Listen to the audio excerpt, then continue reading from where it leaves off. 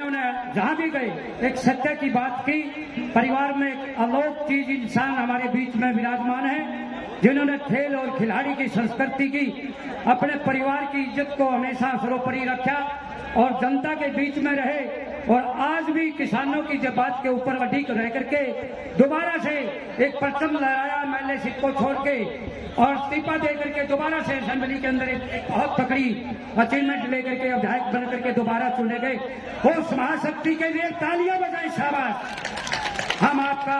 दर्शकों का बहुत बहुत अभिनंदन और स्वागत करते हैं। भाई बैठ जाए। सिंह भाई अभय सिंह, जहां सर्कल कबड्डी की पूछ नहीं होती थी, खो खो की पूछ नहीं होती थी, एसोसिएशनों में ला करके उसके अंदर अधिकार दिलवा करके वहां के बच्चों को स्कॉलरशिप दिलवाया और कम से कम 36 बच्चों को हरियाणा के अंदर नौकरी दिलवाई। जहां भी ये पहुंचे हमारी संस्कृति के कहा दमन था या हमारे समाज का दमन था, किसानी का दमन था, मजदूर और किसान का दमन था, हमेशा आगे खड़े रहे।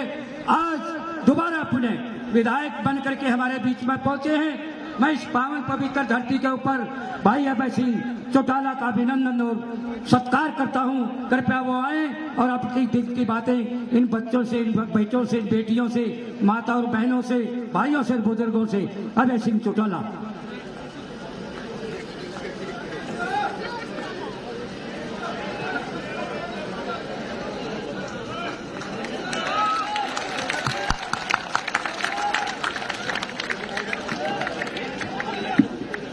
जनाब करने को दिक्कत है, खड़े हुए कर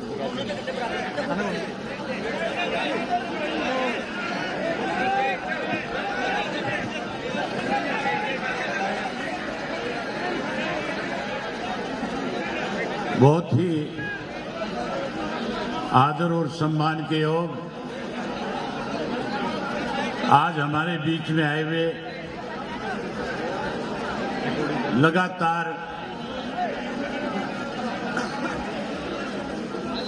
केंद्र की सरकार के साथ जो कृषि के 3 काले कानून बनाए गए थे, कैसे वो कानून वापिस हो, कैसे किसान की लड़ाई को लड़ा जाए, किस तरह से पूरे देश के किसानों के जो अलग अलग संगठन थे, उन सब संगठनों को संगठित करने वाले, किसानों की बेखूबी लड़ाई लड़ने वाले, केंद्र की सरकार को मजबूर करने वाले आज हमारे बीच में आए हुए हमारे मेहमान किसान नेता श्री राकेश टिकैत जी, बहुत ही मान और सम्मान के योग, और खाप प्रधान श्री रोशनलाल जी, डाटा के सरपंच श्री महावीर जी, सरपंच जयवीर जी, भाई बारिश जी, जिला पार्षद धर्मवीर गुराना जी, विनोद सरपंच डाटा जी, सिंगड़ के सरपंच श्री सत्यवान जी, जयपाल डाटा जी, गौशाला सालो डेयरी डाटा प्रबंध समिति के सभी सदस्यगण, आज के इस कार्यक्रम में आए हुए डाटा और आसपास के गांव के आदरणीय मेरे बुजुर्गों, नौजवान साथियों, सम्मान के योग्य माताओं, बहनों, पत्रकार छायाकार दोस्तों, सबसे पहले आज के इस पर्व पे मैं आपको अपनी तरफ से, अपनी पार्टी की तरफ से हार्दिक शुभकामनाएं देता हूं, बधाई देता हूं। नए साल की परमपिता परमात्मा से प्रार्थना करता हूं कि नया साल आपके लिए मंगलमय हो, शुभमय हो। इस नव वर्ष में आपके खेत की फसल अच्छी हो, आप खुशहाल हो, आपके परिवार की बढ़ोतरी हो। वहीं किसान जिस ढंग से आप लोगों ने 1 वर्ष तक लगातार उन कृषि के 3 काले कानूनों के खिलाफ लड़ाई लड़ी और जिस ढंग से आप लोगों ने पूरे देश और दुनिया में एक मैसेज दिया कि आज जिस भाईचारे को तोड़ने में भारतीय जनता पार्टी के लोगों ने तरह तरह के हथकंडे अपनाने का काम किया था, अनेक दफा हमारे बीच में विवाद हो, इसके लिए उस आंदोलन का हिस्से बने हुए लोगों को कभी भारतीय जनता पार्टी की तरफ से खालिस्तानी कहा गया, कभी उस आंदोलन से जुड़े हुए लोगों को अलगाववादी कहा गया, कभी साथियों विदेशी ताकतों के हाथ का हथियार बताया गया। लेकिन आप लोगों ने पूरे देश और दुनिया में एक मिसाल कायम करी, आपसी भाईचारा इकट्ठा करके देश में संदेश दिया कि हरियाणा का हर व्यक्ति आज इस किसान की लड़ाई में अपने सारे मतभेद भुला करके आज कैसे कृषि के 3 काले कानून वापस हो उसकी लड़ाई को लड़ने में न केवल अपना घर परिवार और खेत छोड़ने का काम किया, बल्कि उस 1 साल की लड़ाई में आप लोगों ने केंद्र की सरकार को कृषि के 3 काले कानून बनाए हुए उनको वापस लेने पे मजबूर किया। इसके लिए आपको बधाई देता हूं, आपका धन्यवाद करता हूं। टिकैत साहब आपसे रूबरू हो रहे थे, कह रहे थे कि आंदोलन अभी खत्म नहीं हुआ। टिकैत साहब आपसे कह रहे थे, जिक्र कर रहे थे कि हमें और बड़ी लड़ाई लड़नी है।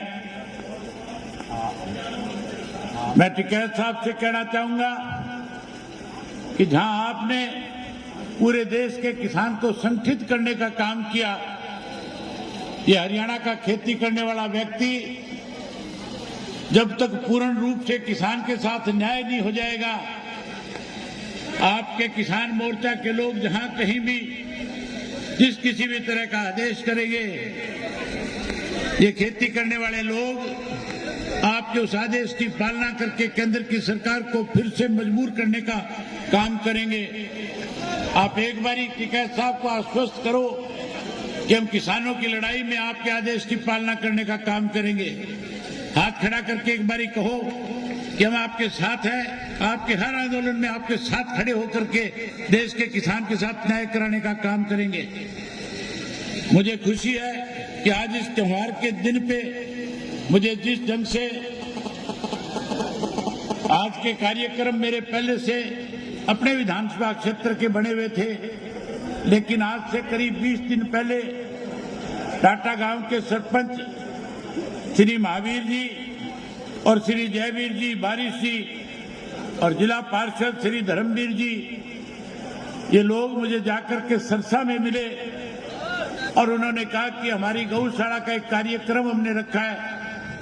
हम चाहते हैं कि आप उसमें आए। मैंने इनसे कहा कि मेरे कार्यक्रम पहले से तय थे, लेकिन अगर आप कहते हो, अगर आपने कोई ऐसा कार्यक्रम रखा हुआ है पहले से, तो आपने अगर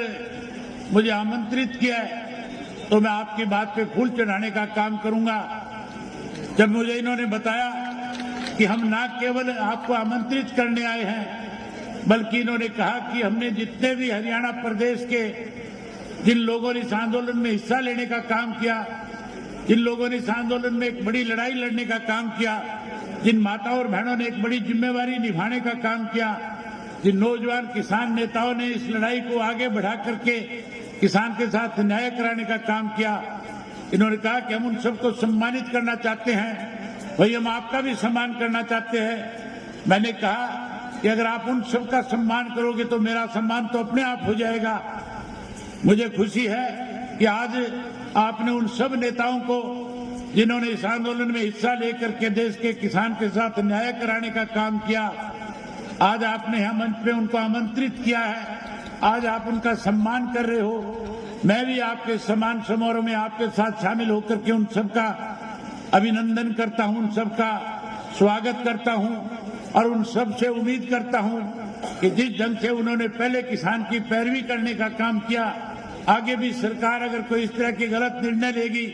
तो फिर एक दफा इकट्ठे होकर के सरकार के खिलाफ एक लड़ाई लड़ने का काम करोगे।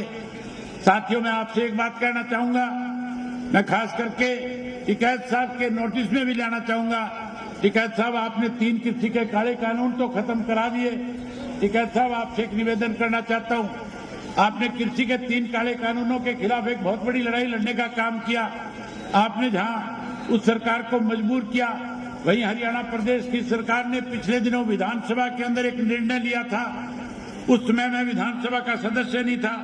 मैंने किसानों के हक में किसानों की इस लड़ाई को कैसे जीता जा सके, कैसे किसान एकत्रित हो सके, मैंने अपनी विधानसभा से त्यागपत्र दे रखा था। उस वक्त मैं विधानसभा का सदस्य नहीं था। मेरी गैर मौजूदगी में विधानसभा में एक प्रस्ताव सरकार की तरफ से लाया गया, एक बिल लाया गया, एक चौथा ऐसा काला कानून बनाया गया जिससे आने वाले समय में जिस तरह से कृषि के 3 काले कानून बना करके किसान की जमीन हड़पने की साजिश केंद्र की सरकार ने रची थी, आज हरियाणा प्रदेश की सरकार ने उसी तरह का एक कानून, चौथा काला कानून बना करके जमीन हड़पने का एक नया बिल पास करवाने का काम किया है। मैं आपसे आग्रह करूंगा कि आप उस चौथे काले कानून को खत्म करवाने के लिए भी जहां सरकार को आगाह करने का काम करें, वहीं प्रदेश के किसान को अपने साथ लेकर के इस लड़ाई को लड़ने का काम करें। हम उस लड़ाई में फिर आपके साथ खड़े होंगे और उस लड़ाई में किसान के साथ न्याय नहीं होगा तब तक सड़कों पे आंदोलन करके सरकार को मजबूर करने का काम करेंगे। जो चौथा कृषि का काला कानून बना है, साथियों, पहले ये हुआ करता था कि किसान की जमीन को सरकार अगर एक्वायर करना चाहती थी, उस जमीन के जो मालिक होते थे उसमें 70% लोगों से सहमति ली जाती थी। 70% लोग अगर उस पर सहमत होते थे तब जाकर के सरकार उस किसान की जमीन को एक्वायर कर सकती थी। आज एक नया ऐसा कानून बना दिया कि आज कलेक्टर को इस बात की पावर दे दी, डिप्टी कमिश्नर को इस बात की पावर प्रदेश की सरकार ने दे दी कि किसी भी किसान की जमीन को आप 48 घंटे का नोटिस दे करके उसकी जमीन को एक्वायर कर सकते हो। न केवल आप उसकी जमीन को एक्वायर कर सकते हो, बल्कि उस कानून में इस किस्म की प्रतिक्रिया भी है। उस कानून में ऐसा भी लिखा हुआ है कि कोई भी किसान जिसकी जमीन सरकार एक्वायर करेगी, उस जमीन को लेकर के सरकार के खिलाफ किसी भी कोर्ट में नहीं जा सकता, कहीं अपनी दलील नहीं दे सकता। सरकार 48 घंटे में उसके खेत के अंदर चाहे कोई मकान बना हुआ है, चाहे उसके खेत में कोई ट्रैक्टर खड़ा हुआ है, चाहे उसके खेत में कोई ट्यूबवेल लगा हुआ है, चाहे कोई कृषि के संसाधन उसके खेत में रखे हुए हैं, अगर वो 48 घंटे में अपने खेत से बाहर नहीं कर लेगा तो 48 घंटे के बाद सरकार उस सारी की सारी संपत्ति की मालिक बन जाएगी और किसान को अपनी मन मर्जी से कलेक्टरेट के हिसाब से पैसे देकर के उस जमीन से बेदखल करने का काम करेगी। जहां कांग्रेस के लोगों की जिम्मेवारी बन रही थी, जिस वक्त ये इस किस्म का कानून बनाया जा रहा था, जो खेती से जुड़े हुए लोग थे, उन लोगों को जहां आपके साथ खड़ा होना चाहिए था, वो लोग कहीं सरकार के सामने बेबस थे, कहीं ना कहीं सरकार की कठपुतली बन करके इस तरह के कानून को पास करवाने में चुप्पी साधे हुए थे। लेकिन अब जब मैं विधानसभा का सदस्य बन करके गया, मैंने विधानसभा में जाते ही सबसे पहले इस बात को लेकर के कॉलिंग अटेंशन मोशन सरकार के सामने रखा और सरकार से पूछा कि आपने इस तरह का कानून बनाने की कैसे चेष्टा कर ली, कैसे आप हरियाणा प्रदेश की किसान की जमीन को इस तरह से छीनने के लिए इस तरह का कानून बनाया है, आप अपने इस कानून को वापस लेने का काम करो। साथियों, अगर सरकार ने कानून वापस नहीं लिया तो हम सबको फिर से इकट्ठा होकर के इस सरकार के खिलाफ इस लड़ाई को लड़ने का काम करना पड़ेगा। अगर हम इस लड़ाई को नहीं लड़ेंगे तो आने वाले समय में ये सरकार बेशुमार किसान की कीमतों को, जमीन को कोड़ियों के भाव से लेकर के उसको जमीन से बेदखल करने का काम करेगी। मैं टिकैत साहब से निवेदन करना चाहूंगा कि टिकैत साहब, सारी की सारी जो इस कानून से जुड़ी हुई चीजें हैं मैं आपके सामने दूंगा, आपको दूंगा।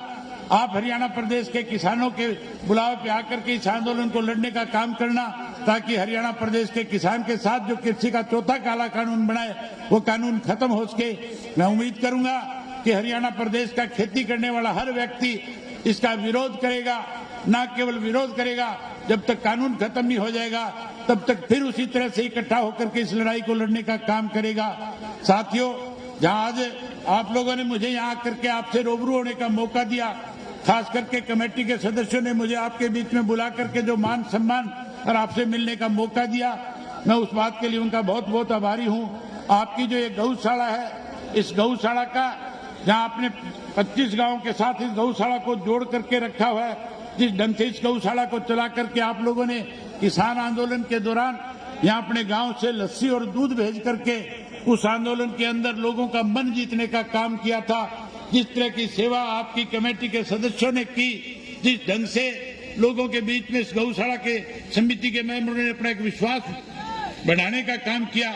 मैं उन सबको इस गौशाला के संचालन के ऊपर अपनी तरफ से बधाई देता हूं। और उसके साथ साथ, क्योंकि मैं कोई सरकार का हिस्सा नहीं हूं, मैं तो हमेशा सरकार के साथ लड़ने वाला रहा हूं, मैंने सदा किसान के हित में लड़ाई लड़ने का काम किया है। लेकिन साथियों, जहां मुझे आपने बुला करके आमंत्रित करके आज एक सम्मान देने का काम किया है, मेरी भी एक जिम्मेवारी बनती है कि आपकी इस गौशाला के अंदर मेरा भी एक छोटा मोटा योगदान हो। इसलिए मैं अपनी तरफ से आपके गौशाला के अंदर 5 लाख रुपए की एक छोटी सी राशि दे करके इस गौशाला का अच्छे ढंग से संचालन हो सके, इसके लिए एक छोटी सी राशि देने का काम कर रहा हूं। आप सब ने मेरी बात सुनी, इसके लिए आप सबका बहुत धन्यवाद। जय हिंद, जय हरियाणा।